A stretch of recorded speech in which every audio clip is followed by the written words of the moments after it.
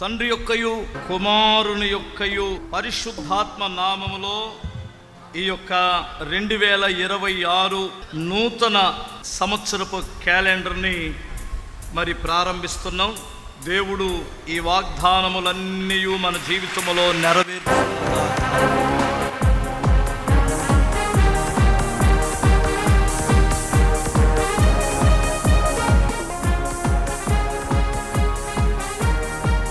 దీన్ని ఏం చేస్తారంటే మీ ముఖ్య స్నేహితులకి, బంధువులకి, రక్త సంబంధులకి వారి ఇళ్లల్లో ఉండునట్లు మీరు ఉచితంగా ఇచ్చేవారు ఇవ్వండి.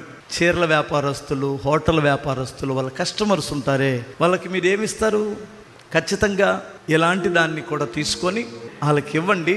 అది సువార్త అందినట్లు ఉంటుంది. దేవుని కార్యం జరిగిద్ది, మీకు మీ కార్యం జరిగిద్ది. దేవుడు మిమ్మల్ని దీవించునుగాక.